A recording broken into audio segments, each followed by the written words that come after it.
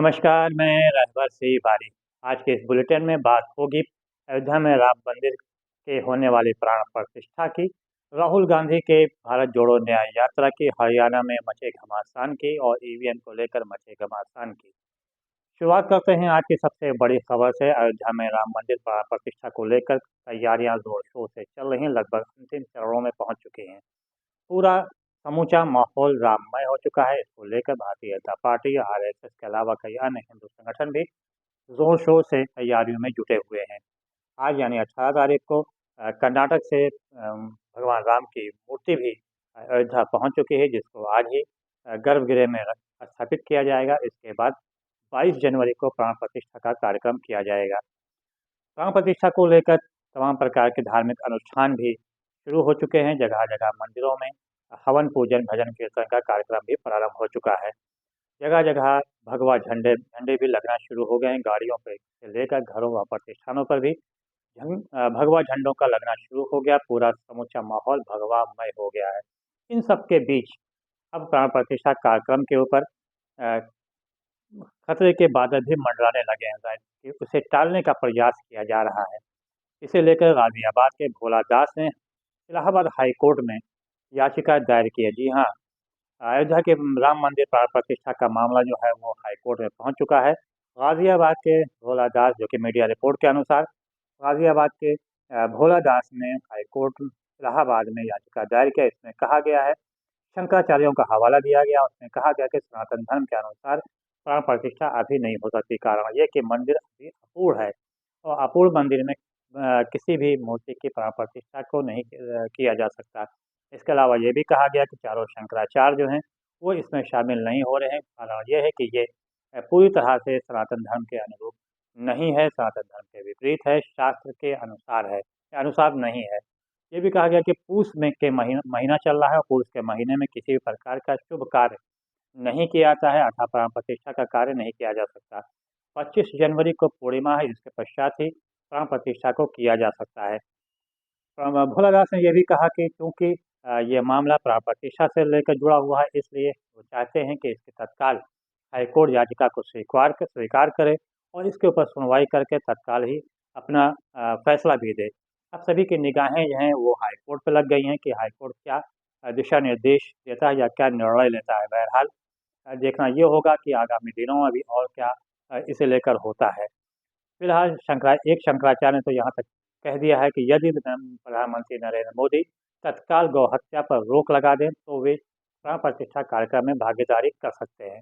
बहरहाल प्राण प्रतिष्ठा को लेकर राजनीतिक माहौल भी गर्म हो चुका है। जहाँ पे कांग्रेस पार्टी हो या समाजवादी पार्टी या अन्य कई दल हों, उन्होंने आने से इनकार कर वहाँ उनके जो शीर्ष नेता हैं जिनको मिला था आमंत्रण पत्र में, तो उन्होंने आने से इनकार किया। तो वहीं अब एनसीपी प्रमुख शरद पवार ने भी को भी आमंत्रण मिला था। उन्होंने पत्र लिखकर चंपत राय, जो कि राम मंदिर ट्रस्ट के जुड़े हुए हैं, उनको पत्र भी लिखा और उससे बाकायदा उन्होंने लिखा है कि चूँकि 22 जनवरी को भीड़ काफ़ी होगी और दर्शन करने में दिक्कत होगी, इसलिए वो इसमें शामिल नहीं होंगे।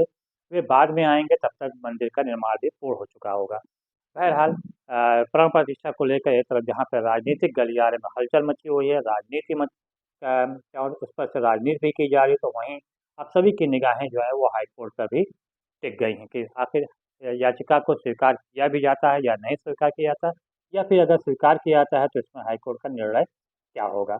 निगाहें तो सबकी इस वक्त भारत जोड़ो यात्रा के न्याय यात्रा के ऊपर भी लगी हुई, जहाँ पर इस वक्त राहुल गांधी जो है वो असम राज्य प्रवेश कर चुके हैं और जिस प्रकार से मणिपुर से लेकर नागालैंड तक भारत जोड़ो न्याय यात्रा को अपार जन समर्थन मिला और अब असम में उसे जन समर्थन मिला। इसे देखते हुए असम के जो मुख्यमंत्री हैं उनके चेहरे पे भी चिंता की लकीरें उत्पन्न हो गई हैं। यही वजह है कि उनका एक कार्यक्रम था जिसको उन्होंने रद्द कर दिया और असम में ही वो मौजूदा समय मौजूद है। असम में राहुल गांधी 2 जनसभाओं को भी संबोधित करेंगे और उसमें 17 जिलों से होकर वो गुजरेगी भी। ऐसे में वो एक लंबा समय असम में गुजारना चाहते हैं, क्योंकि कांग्रेस पार्टी का पूरा जो ध्यान है वो असम के ऊपर भी है।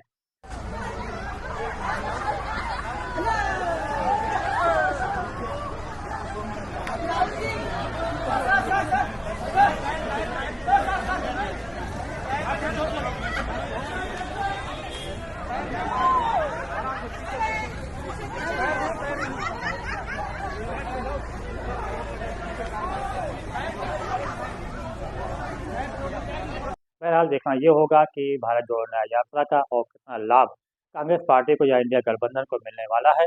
हालांकि इंडिया गठबंधन को एक तगड़ा झटका ये भी लगा है कि पश्चिम बंगाल के मुख्यमंत्री ममता बनर्जी ने कहा है कि वे भारत जोड़ो न्याय यात्रा में तभी शामिल होंगे जब पश्चिम बंगाल में सीटों सीट शेयरिंग को लेकर सभी तमाम जो गुत्थी है वो सुलझ जाएगी।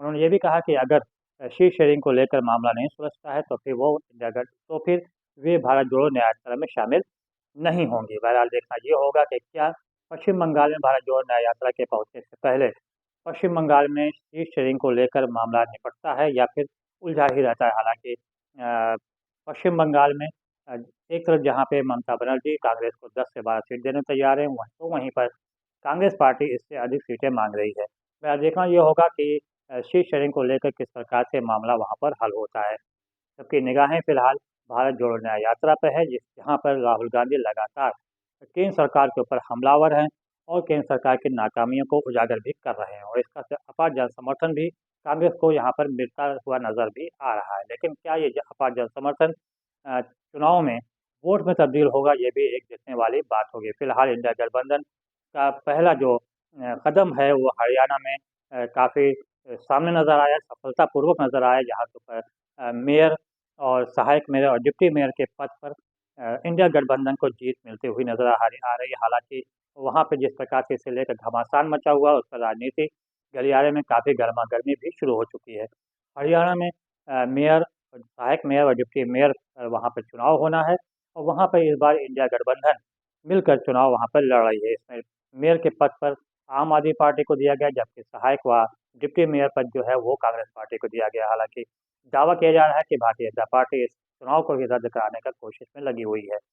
बहरहाल हरियाणा में होने वाले चुनाव को लेकर काफ़ी घमासान मचा है, तो वहीं मध्य प्रदेश में निकाय चुनाव में कांग्रेस को भारी जीत मिली। यहाँ पर 3 मेयर उसके जीते हैं, जबकि इसके पहले उसका एक भी मेयर वहाँ पर नहीं था। बहरहाल जिस प्रकार से इंडिया गठबंधन अपने शुरुआती दौर में तेजी के साथ कदम आगे हुए बढ़ाती चली जा रही है, उसे देखते हुए भारतीय जनता पार्टी के चेहरे पर चिंता की लकीरें भी उत्पन्न हो गई हैं। अब अंत में बात करते हैं ईवीएम की। ईवीएम को लेकर घमासान मचा हुआ है। सुप्रीम कोर्ट के वरिष्ठ वकील प्रशांत भूषण तो पहले हमला कर ही चुके हैं। अब 2 अन्य वकीलों के नेतृत्व में इसे लेकर आम जनता भी सड़क पर उतर गई है और ईवीएम से चुनाव न कराए जाने की मांग की जा रही है। सुप्रीम कोर्ट के वरिष्ठ अधिवक्ताओं का कहना है कि हमको 50 ईवीएम दिया जाए, हम उसे हैक करके दिखा देंगे। ऐसे हम सुप्रीम कोर्ट में भी सिद्ध कर देंगे कि ईवीएम को हैक किया जा सकता है। ऐसे में ईवीएम के बजाय बैलेट पेपर से चुनाव कराया जाए। बहरहाल इसे लेकर काफ़ी मामला गर्म हो चुका है और आम जनता के साथ साथ अब इंडिया गठबंधन के जो अन्य घटक दल हैं वो भी उसमें उतरने लगे हैं।